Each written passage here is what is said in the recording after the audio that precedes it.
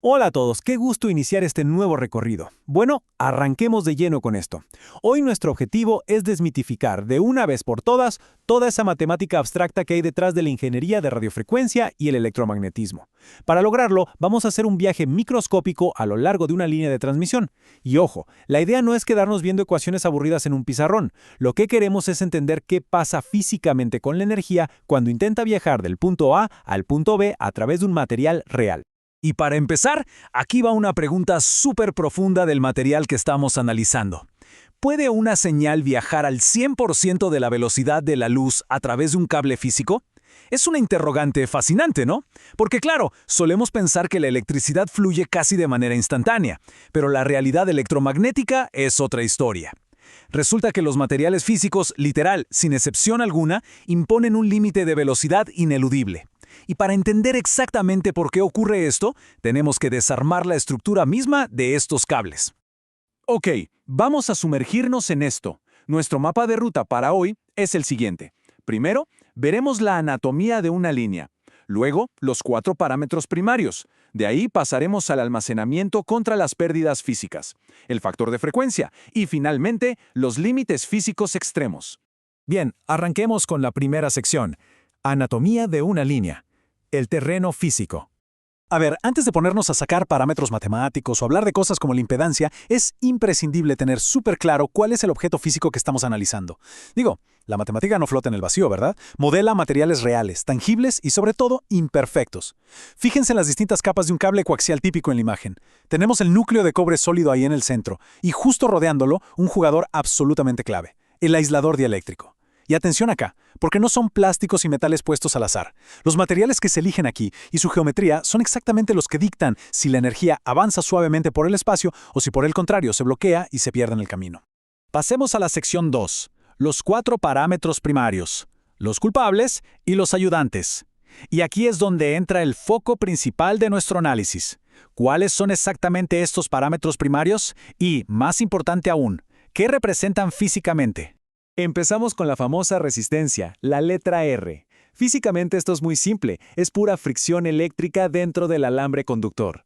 Imaginen que la corriente intenta fluir y ¡pum!, choca contra la estructura atómica del material.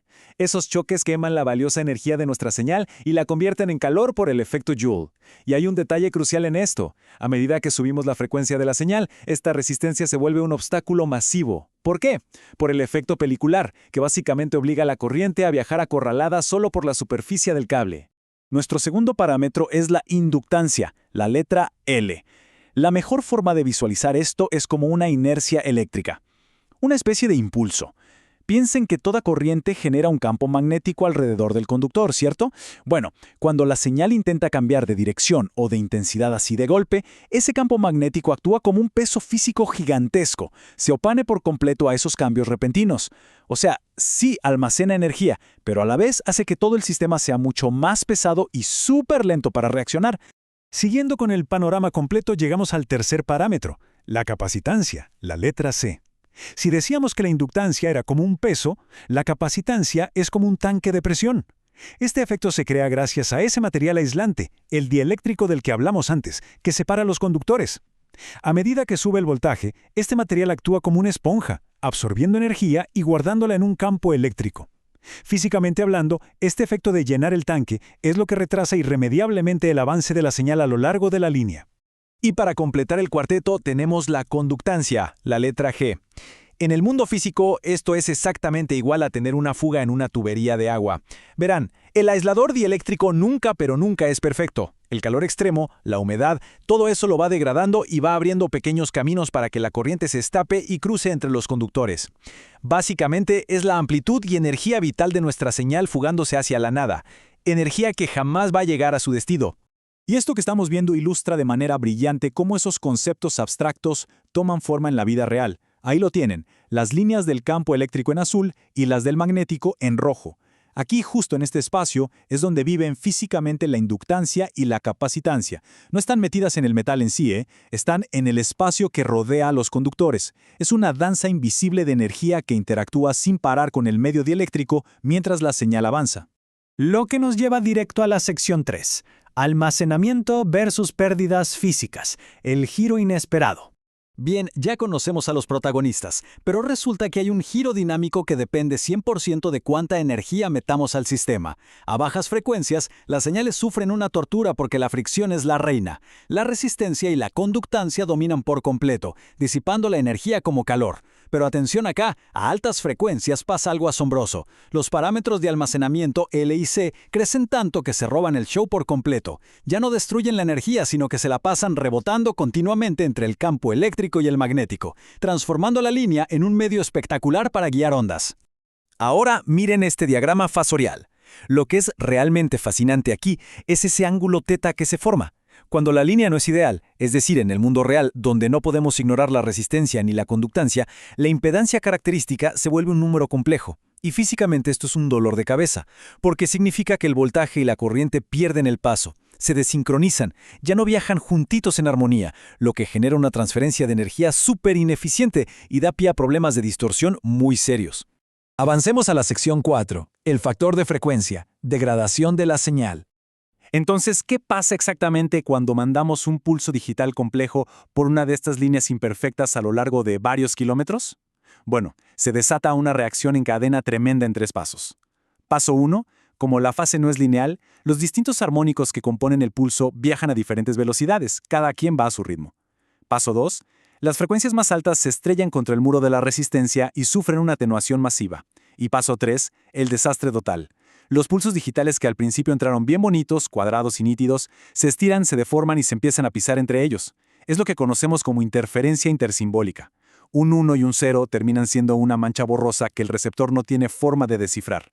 Así que el punto crucial de todo esto se resume en esta ecuación. Sencillita, pero súper poderosa.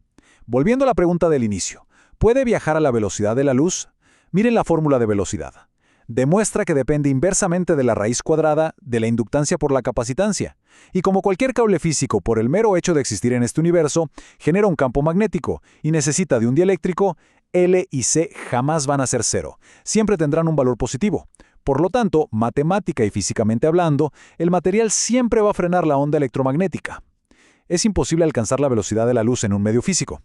100% imposible. Y llegamos a la sección 5, límites físicos extremos, cuando los cables fallan.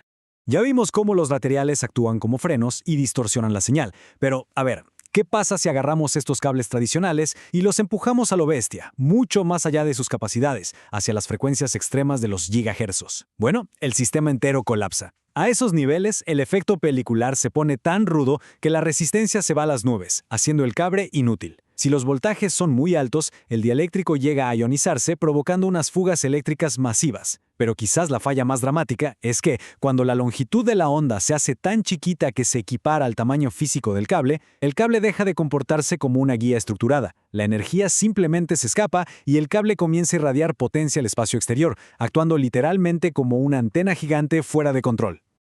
Y la verdad, esto nos deja con una duda enorme para cerrar. Si resulta que a frecuencias altísimas el cobre se vuelve un muro de resistencia insuperable y el cable entero termina escupiendo energía al vacío como si fuera una antena, entonces, ¿cómo diablos guiamos la onda? Es una pregunta brillante, porque nos abre la puerta a la siguiente gran frontera de la ingeniería de radiofrecuencia: decirle adiós a los cables tradicionales y darle la bienvenida a las guías de onda huecas. Es un cambio de paradigma total, donde ya no empujamos corriente por un metal, sino que guiamos luz confinada dentro de un tubo vacío. Una locura fascinante y definitivamente un tema que vale muchísimo la pena seguir explorando.